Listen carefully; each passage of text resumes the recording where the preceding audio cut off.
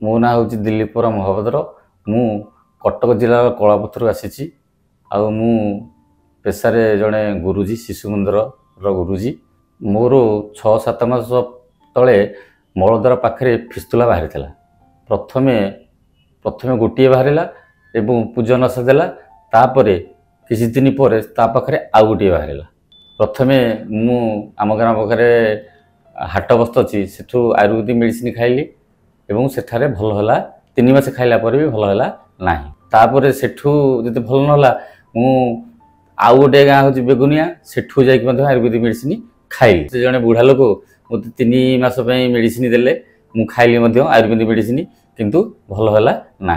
जिते भल ना मोर गोटे सांग अच्छा फार्मासी तांको पचारि मोर तो भल होनी 6-7 मास है सी उपदेश देले जे एलोपैथीर सेमती कौन मेडिसिन ना तेणु तुम जो आयुर्वेदिक खाऊल से आयुर्वेदिक मेडिसिन कौटी खाओ भल हो। पुणी आयुर्वेदिक मेडिसिन जो खाइले से भल है पुणी फोन कले भल तो होनी कौन करा सी मत गोटे भिड छाड़े जे एमती बरमुड़े अच्छी आ पुष्पा क्लिनिक से जोगाजोग करूँ। तापर मुझे कथा शुणी से पुष्पा क्लिनिक आसिली डॉक्टर सहित देखा कली। डॉक्टर सब कथा पचारे बुझिले मत मासक मेडिसिन देले। से मत मास मेडिसिन देले कहले तुम 4 मास खाइब मु तुमको निश्चित भल करदेवी ग्यारंटी देकी कहले।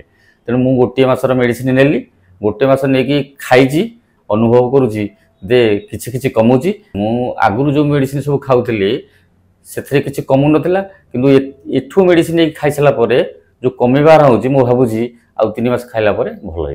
जदि आपण कहार पाइली पिस्तल अच्छी ताले पुष्पा क्लिनिक आसतु एवं आयुर्वेदिक मेडिसिन बिना ऑपरेशन रे आयुर्वेदिक मेडिसिन खाई भल हूँ।